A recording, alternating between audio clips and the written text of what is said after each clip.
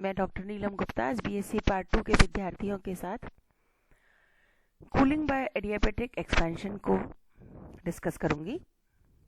Cooling bye adiabatic expansion में हम क्या चाहते हैं।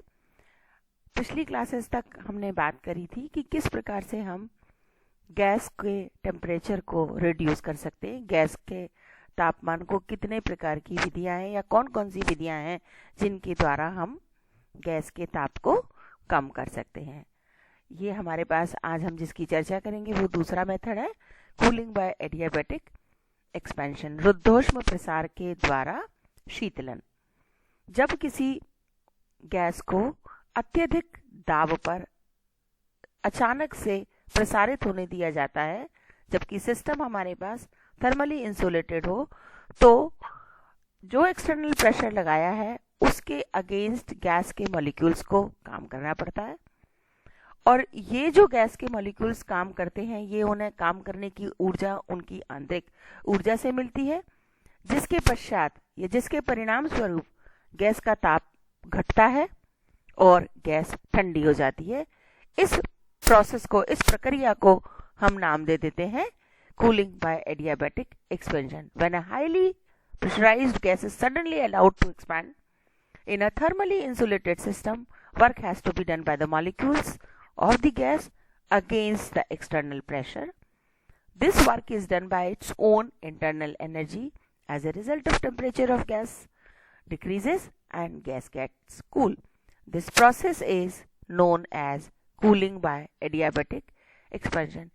इस प्रक्रिया के तहत यदि हम 300 केल्विन पर अर्थात कमरे के ताप पर कार्बन डाइऑक्साइड गैस को कंप्रेस करें 150 वायुमंडलीय दाब लगाकर और सडनली हम उसको वायुमंडलीय दाब के लिए प्रसारित कर दें या रिलीज कर दें, तो जो इक्वेशन ऑफ स्टेट है, चूंकि हम इस प्रोसेस को किस प्रोसेस में इस कूलिंग को किस प्रोसेस में कर रहे हैं, एडियाबैटिक एक्सपेंशन कर रहे हैं, इसलिए एडियाबैटिक एक्सपेंशन को कंसीडर करते हुए एडियाबैटिक कंडीशन में जो इक्वेशन है उसको हम कंसीडर करें तो हम लिख सकते हैं temperature T is equal to pressure 1 minus gamma upon gamma is equal to constant. That means final temperature TF, final pressure is PF, initial temperature is TI, final pressure is PI. We can write down the adiabatic expansion equation in this form.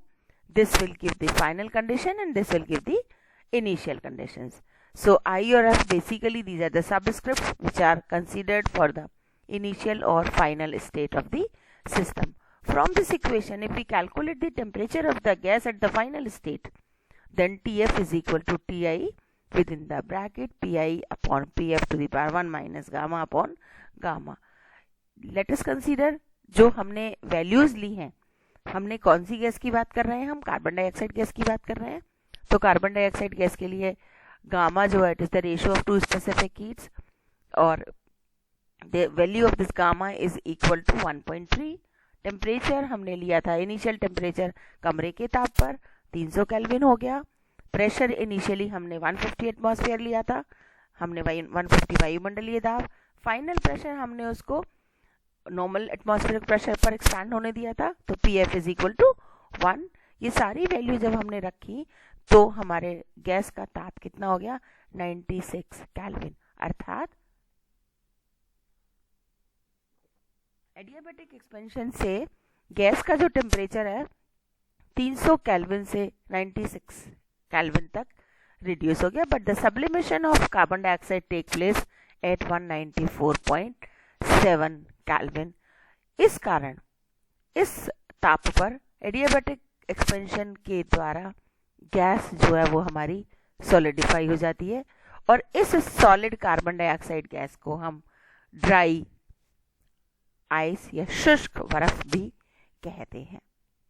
So this is the one way by which we can reduce the temperature of the gas, that is cooling by adiabatic expansion. There is another method by which we can also cool down the gases, that is considered as cooling by adiabatic demagnetization. हमारे पास joule Thompson प्रसार के द्वारा भी एक प्रक्रिया थी, एक विधि थी जिससे हम गैसेस के ताप को कम कर सकते थे। और हमने यह पाया कि जूल थॉमसन प्रभाव के द्वारा गैस के ताप को 0.82 केल्विन तक प्राप्त किया जा सकता है। इस ताप पर जितनी भी गैसेस हैं लाइक ऑक्सीजन, हाइड्रोजन, हीलियम, इन सबको द्रवित किया जा सकता है, लेकिन इससे कम ताप को यदि हम प्राप्त करना चाहें तो जूल थॉमसन इफेक्ट से 0.82 केल्विन से कम ताप प्राप्त होने में सफलता नहीं मिली। उसके पश्चात डेबाय और गेक ने स्वतंत्र पूर्वक ऐसा प्रदर्शित किया कि 0.82 केल्विन से भी कम ताप पैरामैग्नेटिक सब्सटेंसेस का 0.82 केल्विन ताप और भी गैसेस का या इन्हीं गैसेस का प्राप्त किया जा सकता है, लेकिन उसके लिए हमें अपना तरीका बदलना पड़ेगा। जूल थॉमसन की इफेक्ट की बजाय, जूल थॉमसन एक्सपेंशन की बजाय कंसीडर किया कि adiabatic demagnetisation of paramagnetic substance के द्वारा हम गैस के ताप को 0.82 केल्विन से भी कम प्राप्त कर सकते हैं। इसका बेसिक फिगर क्या था, बेसिक फिनोमेनन क्या था कि जब किसी पैरामैग्नेटिक सब्सटेंस को मैग्नेटाइज किया जाता है तो इसका टेम्परेचर इंक्रीज होता है due to alignment of its atom और molecules in the direction of the magnetising field. लेकिन जब उसी पदार्थ को एडियाबैटिकली डीमैग्नेटाइज किया जाता है तो उसका टेम्परेचर घटता है और इस प्रभाव को नाम दे दिया था मैग्नेटो कैलोरिक इफेक्ट। गेग और मैकडोगल ने 1938 में कहा कि यदि हम 0.25 केल्विन तक टेम्परेचर को प्राप्त कर सकते हैं, यदि मान लो हम यहां पर adiabatic demagnetisation paramagnetic salt like gadolinium sulphate को काम में लें। गैडोलिनियम सल्फेट का 1946 में सक्सेसफुली इस प्रक्रिया को किया गया और उससे इसका तापमान 0.002 केल्विन प्राप्त किया गया। उसमें लेकिन कुछ एलम्स का मिक्सचर भी काम में लिया गया। So by magnetizing the nuclei of atoms by strong magnetic field and then demagnetizing adiabatically, the temperature up to 10⁻⁻⁶ Kelvin has been reached. इसी प्रक्रिया को बढ़ाते हुए और भी कम ताप प्राप्त करने के लिए इस प्रक्रिया में हमने कंसीडर किया कि एक पैरामैग्नेटिक सॉल्ट, जिसे फॉर एग्जांपल गैडोलिनियम सल्फेट या पोटेशियम एल्यूमिनियम सल्फेट को हमने एक ग्लास की ट्यूब में लिया और उसको हमने कनेक्ट कर दिया हीलियम चैम्बर से या वैक्यूम पंप से। इस ग्लास ट्यूब को हमने एक दीवार फ्लास्क के अंदर कंसीडर किया जिसमें लिक्विड हीलियम थी और इस दीवार फ्लास्क को फिर जिसमें रखा वो एक हाइड्रोजन, लिक्विड हाइड्रोजन थी। ऐसा करने से जो बहुत कम टेम्परेचर प्रोड्यूस किया गया, जो सैंपल था वो उसकी सराउंडिंग्स में कांटेक्ट में आ सके। तो जब कम तापमान के स्पेसिमेन को हम टेम्परेचर के लिए काम में लेते हैं तो हमने उसको इस तरह से काम में लिया कि उसकी सराउंडिंग्स में भी उसका ताप कम हो। मैं इस प्रोसीजर को आपको बताती हूँ step by step. In order to produce extremely low temperature by this method, a sample of paramagnetic salt such as gadolinium sulfate or potassium aluminum sulfate is kept in a glass tube A. इस एक glass tube को मैं figure बता दूं आपको, ये हमारे पास एक ग्लास ट्यूब A है। यहाँ हमने पैरामैग्नेटिक सब्सटेंस को रखा है। ये इसके बाहर जो आप देख रहे हो ये लिक्विड हीलियम में इसको हमने सराउंडिंग्स में रखा। इसके नेक्स्ट जो हमारे पास दीवार फ्लास्क है, इस दीवार फ्लास्क को हमने बाहर, इसमें आप देखें ये दीवार फ्लास्क जो है वो हमारा लिक्विड हाइड्रोजन के अंदर रखा हुआ है। ये हमने इसलिए किया ताकि इसकी सराउंडिंग्स जो हैं, जो सैंपल हम काम में ले रहे हैं, इसकी सराउंडिंग्स से इसका ताप जो है वो कम ही हो, ज्यादा नहीं हो। इस चीज को फिगर से हमने एक्सप्लेन करने की प्रयास किया है और यहां पर हमने देखा कि अकॉर्डिंग टू क्यूरी जो मैग्नेटिक ससेप्टेबिलिटी है वो पैरामैग्नेटिक सॉल्ट्स की टेम्परेचर के इन्वर्सली प्रोपोर्शनल होती है। सो जो पूरा की पूरा अरेंजमेंट है, इस पूरे के पूरे अरेंजमेंट को हमने दो स्ट्रॉन्ग मैग्नेटिक पोल पीसेस के बीच में रखा है, जिसकी वजह से हम एडियाबैटिकली डीमैग्नेटाइज प्रोसेस को कंप्लीट कर सकते हैं। इस मेथड में, इस तरीके में, इसकी विधि में हमने कंसीडर किया कि इनिशियली ग्लास ट्यूब ए के अंदर हमने कॉन्टिन्यूस लिक्विड हीलियम को पास किया, जिससे जो पैरामैग्नेटिक सॉल्ट है इसका ताप बिल्कुल लिक्विड हीलियम के ताप के बराबर हो गया। Now the salt is magnetised by switching on the strong magnetising field, consequently the temperature of salt rises. इसके पश्चात हमने स्ट्रॉन्ग मैग्नेटिक फील्ड लगाया। स्ट्रॉन्ग मैग्नेटिक फील्ड लगाने से जो हमारा सब्सटेंस था, इसके मॉलिक्यूल्स के अलाइनमेंट की वजह से टेम्परेचर बढ़ा, और उस टेम्परेचर के बढ़ने से हमने यह देखा कि जो कुछ लिक्विड हीलियम थी इस ट्यूब ए के बाहर, वो हमारी कन्वर्ट हो गई गैस में due to the increase of temperature. The liquid and gaseous helium both are now pumped off from the tube A with a high vacuum pump to create vacuum in it. उस liquid helium और gas helium को बाहर हमने निकाल लिया vacuum pump की सहायता से। उसके कुछ समय के पश्चात मैग्नेटाइजिंग सॉल्ट जो था हमारा, वो हम थर्मल इक्विलिब्रियम में आ गया लिक्विड हीलियम के साथ, और फिर हमने मैग्नेटिक जो फील्ड लगाया था इसका स्विच ऑफ कर दिया।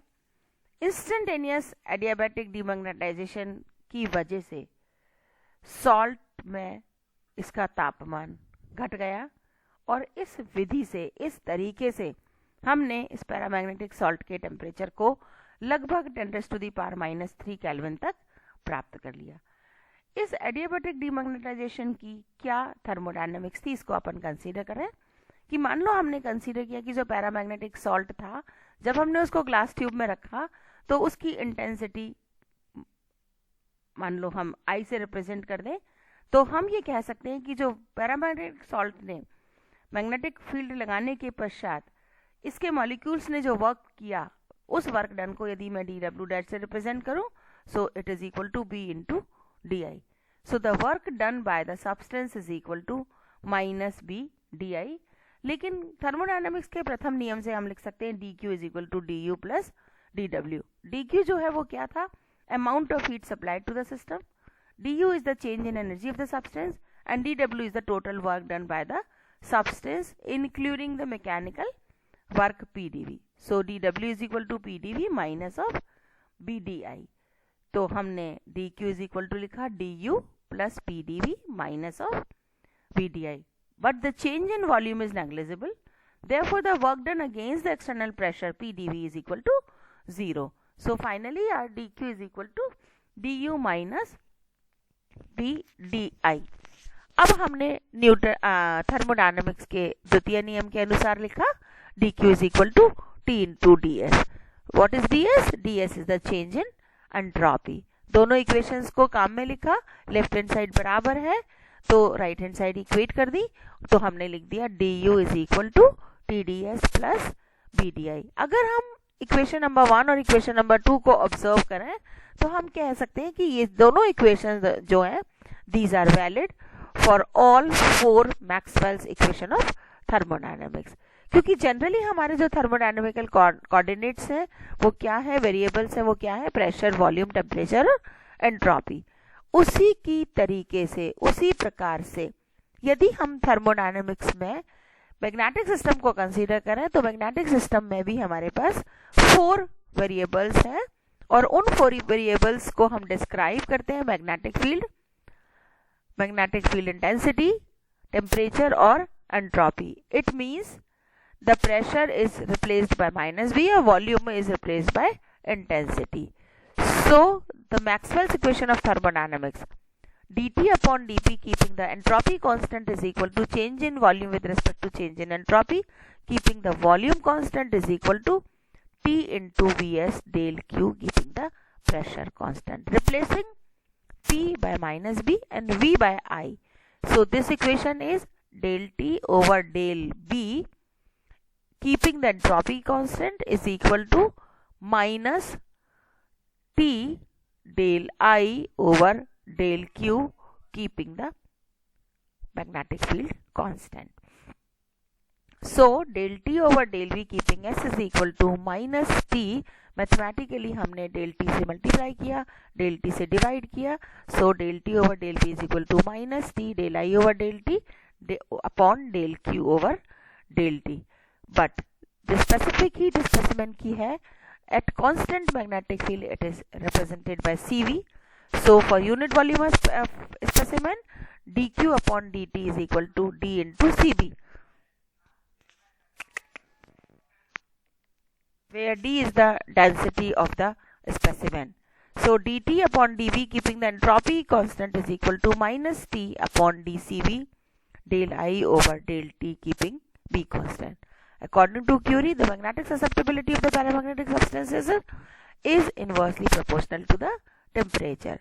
So the magnetic susceptibility, which is denoted by chi, is equal to C upon T, that is equal to mu naught into I upon B, where C is Curie constant. So I is equal to BC upon mu naught T. इसको हमने differentiate किया with respect to T, B को constant रखा, और finally अगर हम consider करें तो हमारे को इक्वेशन मिल गई टी इंटू डेल्टा टी. आप ऑब्जर्व कर सकते हैं यहाँ से थोड़ा सा हमने इस इक्वेशन को इक्वेशन नंबर 7 से वैल्यूज रख दी यहाँ पर, और a इज इक्वल टू हमने लिख दिया c upon mu naught D. So t into delta T is equal to a upon C B into B delta B. यदि हम मैग्नेटिक फील्ड का सडनली स्विच ऑफ कर दें, मतलब एडियाबैटिक डीमैग्नेटाइजेशन करें, तब मान लो हमारा जो सब्सटेंस था उसका टेम्परेचर डिक्रीज हो जाता है T1 से T2 तक. फिर हमने इस इक्वेशन 11 को इंटीग्रेट कर दिया between the temperature limit T1 to T2. So we will get T2 square minus T1 square is equal to minus of AB square upon CV, और हमने फिर से इसको सिंप्लीफाई कर लिया. So finally we will get T2 is equal to T1 into 1 minus A upon CV within the bracket B upon T1 whole square to the power 1 upon 2. So it may be noted that T2 is less than T1. That means the temperature of the specimen decreases in adiabatic demagnetization. The decrease in temperature is greater for larger values of magnetic field V and low values of initial temperature T1. जितना ज़्यादा हमारे पास B का मान होगा, जितना कम हमारे पास T1 का मान होगा, उतना ये वाली टर्म हमारे पास ज्यादा होगी. 1 में से जितना ज्यादा ये घटेगा उतना ही हमारे पास ताप कम होगा. So the cooling produced by adiabatic demagnetization can be considered, can be understood by the entropy temperature diagram. As entropy is a function of temperature, so in this diagram OP and OQ curve represent the variation of entropy. OP and OQ curve represent the variation of entropy of the substance with respect to temperature when the magnetizing field is 0 and when the substance is magnetized by magnetizing field P. Here we consider, we will take the temperature along the x-axis and entropy along the y-axis. So this is the entropy and temperature diagram. Now if the specimen is magnetized isothermally by a magnetic field at a temperature T1, then its entropy is decreases from S1 to S2, and finally the state reached at the point Q. Now if the magnetizing field is switched off, the substance get demagnetized adiabatically from state Q to state R, and the temperature falls from temperature T1 to T2 while entropy remains constant. So this is the curve by which we can explain the decrease of temperature by the method of adiabatically demagnetization. So thank you. This is all for today.